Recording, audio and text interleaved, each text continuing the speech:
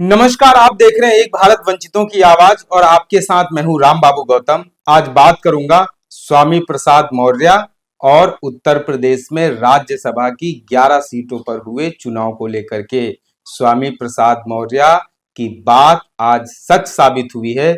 स्वामी प्रसाद मौर्य कह रहे थे कि समाजवादी पार्टी में कुछ लोग ऐसे हैं, कुछ खास स्वयंभू लोग ऐसे हैं जो समाजवादी पार्टी का हित नहीं चाहते हैं, समाजवादी पार्टी का बहुत बड़ा अहित करना चाहते हैं। वो कई बार शीर्ष नेतृत्व को इसके बारे में आगाह कर चुके हैं, लेकिन समाजवादी पार्टी में उनकी बात को नहीं सुना गया। उल्टे स्वामी प्रसाद मौर्य को खुद समाजवादी पार्टी से अलग होने का फैसला लेना पड़ा। स्वामी प्रसाद मौर्य के लिए कुछ लाइनें बोल रहा हूं। तुम्हारी प्रगति हो जिसमें उस पर मैं बोलता रहूंगा, तुम्हारी प्रगति हो जिसमें उस पर मैं बोलता रहूंगा, तुम्हारे खिलाफ जो षड्यंत्र रचेंगे उनकी पोल खोलता रहूंगा। लेकिन स्वामी प्रसाद मौर्य जब पोल खोल रहे थे तब किसी ने ध्यान नहीं दिया, तब किसी ने समझा नहीं उस बात को। अगर उस समय ध्यान दिया गया होता तो आज समाजवादी पार्टी को राज्यसभा चुनाव में जो गच्चा खाना पड़ा है वो नहीं खाना पड़ता। एक तरीके से स्वामी प्रसाद मौर्य की सच्चाई, सत्यता और निष्ठा पर मुहर लग गई है। स्वामी प्रसाद मौर्य बहुत पहले से कह रहे थे कि समाजवादी पार्टी में कुछ तथाकथित जो स्वयंभू बैठे हैं, उनका इशारा मनोज पांडे की तरफ था। उनका कहना था कि समाजवादी पार्टी में अंदर ही अंदर कुछ लोग षड्यंत्र रच रहे हैं, भाजपा से मिले हुए हैं और समाजवादी पार्टी जो पीडीए का नारा लेकर के, पीडीए की थीम लेकर के चली है, उसको पूरा होने में वो लोग अड़चने पैदा कर रहे हैं। अब स्वामी प्रसाद मौर्य 24 कैरेट सोने की तरह एकदम शुद्ध साबित हुए हैं, सही साबित हुए हैं। उनकी सच्चाई पर मोहर लग गई है। उनकी जो सच्चाई है उसकी जो गारंटी है वो सही साबित हुई है। स्वामी प्रसाद मौर्य की जो आशंका थी, उनको जो अंदेशा था कि समाजवादी पार्टी में आने वाले दिनों में ऐसा हो सकता है, ऐसा ही हुआ है। क्योंकि समाजवादी पार्टी में मनोज पांडे ने बहुत बड़ा गच्चा दे दिया है समाजवादी पार्टी को। मनोज पांडे समाजवादी पार्टी में विधानसभा के अंदर मुख्य सचेतक समाजवादी पार्टी के थे। मुख्य सचेतक का ये काम होता है कि जब भी चुनाव होता है विधानसभा में, तो जो मुख्य सचेतक होता है वो सबको एडवाइजरी जारी करता है, दिशा निर्देश जारी करता है। लेकिन जो सचेतक था उसी ने गच्चा दे दिया। और स्वामी प्रसाद मौर्य बहुत दिन से कह रहे थे कि जो इस तरीके के स्वयंभू सचेतक हैं, इनसे समाजवादी पार्टी को सावधान होने की जरूरत है, चौकन्ना होने की जरूरत है। उन्होंने बहुत पहले ही समाजवादी पार्टी को चेताया था। लेकिन अगर समाजवादी पार्टी चेत जाती, जाग जाती, चौकन्ना हो जाती, सचेत हो जाती, सावधान हो जाती, अलर्ट हो जाती, तो आज समाजवादी पार्टी को ये दिन नहीं देखने पड़ते। मनोज पांडे खुद तो गए ही गए, अब सचेतक थे तो अकेले कहां रहेंगे।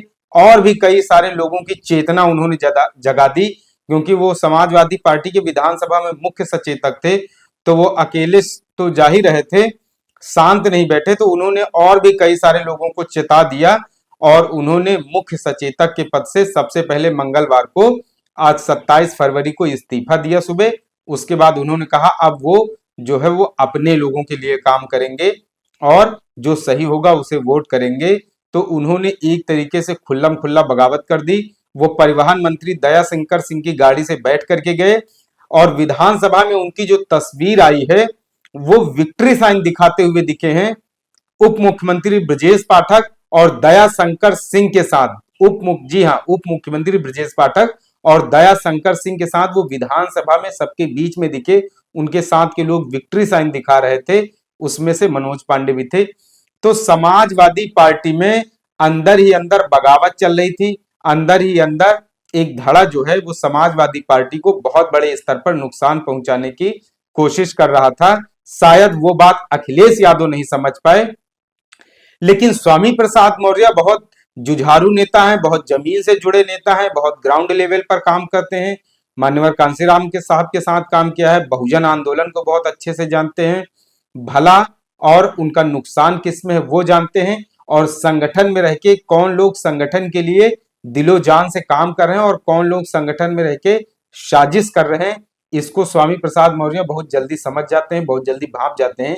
लेकिन दुर्भाग्य है कि वो बात अखिलेश यादव नहीं समझ पाए, वो बात स्वामी प्रसाद मौर्य तो समझ गए, लेकिन पता नहीं क्यों अखिलेश यादव नहीं समझ पाए। और अगर अखिलेश यादव ये बात समझ गए होते तो आज समाजवादी पार्टी को जो इतना बड़ा नुकसान हुआ है वो नुकसान नहीं होता। अब खबर ये आ रही कि मनोज पांडे ने स्वचेतक के पद से इस्तीफा तो दे ही दिया, इसके अलावा वो समाजवादी पार्टी भी छोड़ सकते हैं। और ऐसी खबर है कि वो पाला बदलने जा रहे हैं। जी हाँ, स्वामी प्रसाद मौर्य जिसको लेकर के अंदेशा जता रहे थे, जिसको लेकर के कह रहे थे कि समाजवादी पार्टी के अंदर एक ऐसा धड़ा है जो सपा के खिलाफ साजिश रच रहा है, उनका अंदेशा सही साबित हुआ है। जो मनोज पांडे हैं, रायबरेली के ऊंचाहार से समाजवादी पार्टी के विधायक, उन्होंने कहा वो अपने लोगों के लिए काम करेंगे। वो समाजवादी पार्टी में एक बड़ा ब्राह्मण चेहरा थे। समाजवादी पार्टी में जितने भी ब्राह्मण नेता हैं उन सबके अगुवा, उन सबका नेतृत्व कर रहे थे, उनको समाजवादी पार्टी का ब्राह्मण चेहरा माना जाता है।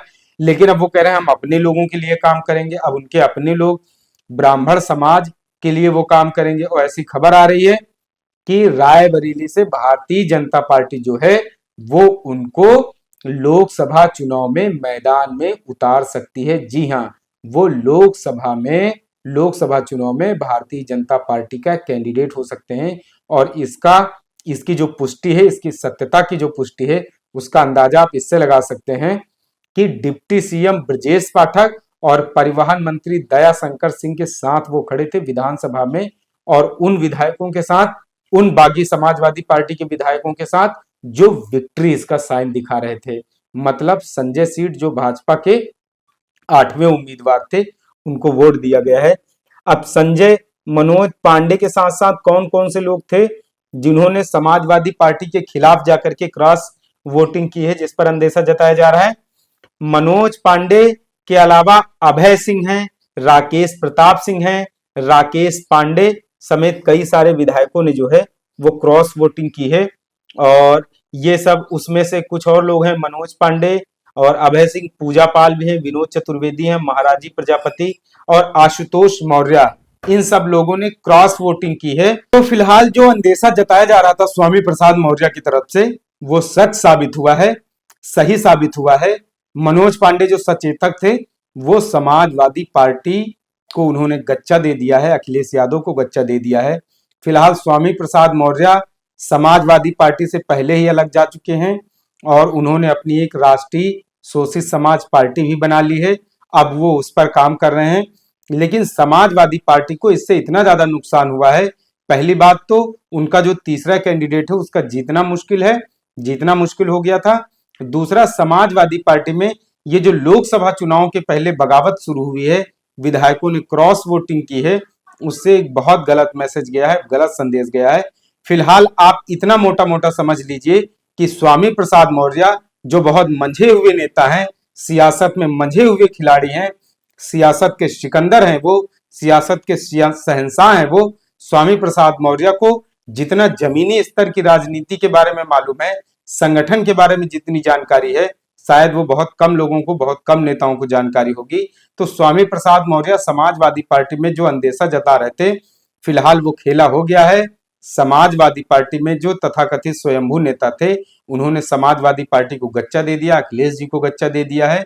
बहुत बड़ा नुकसान हुआ है, बहुत बड़ा डैमेज हुआ है। 2024 में लोकसभा चुनाव में जाने से पहले समाजवादी पार्टी को बड़ा नुकसान हुआ है। अखिलेश जी ने जो पीडीए बनाया था उसको नुकसान हुआ है। हालांकि अब देखना होगा कि आने वाले दिनों में इनकी भरपाई कैसे की जाती है, इसका डैमेज कंट्रोल कैसे किया जाता है। तो ये स्वामी प्रसाद मौर्य ने जो बात कही थी, जो अंदेशा जताया था, फिलहाल उसकी सत्यता पर पुष्टि हो गई, मोहर लग गई है। अब आने वाले दिनों में देखना होगा कि मनोज पांडे भारतीय जनता पार्टी कब ज्वाइन करते हैं, भारतीय जनता पार्टी उनको रायबरेली से लोकसभा का प्रत्याशी कब बनाती है। ये सब आने वाले कुछ ही दिनों में, ज्यादा से ज्यादा इसमें 1 हफ्ते का समय लगेगा। 10 दिनों के अंदर अंदर, 15 दिन के अंदर अंदर ये तस्वीर जो है वो पूरी तरीके से साफ हो जाएगी। पिक्चर जो धुंधली थी वो क्लियर हो गई है। स्वामी प्रसाद मौर्य का अंदेशा सही साबित हुआ है। स्वामी प्रसाद मौर्य जो कह रहे थे उस पर एक तरीके से मुहर लग गई है। तो मित्रों, आपको ये विश्लेषण कैसा लगा? इसके बारे में जो अपनी राय है, जो अपने सुझाव हैं, वो हमें कमेंट बॉक्स में जरूर दें। और आपसे गुजारिश है कि आप एक भारत को शेयर और सब्सक्राइब भी करते रहें, जिससे कि शोषितों, पीड़ितों और वंचितों की आवाज को एक बड़ा मंच बनाया जा सके। धन्यवाद।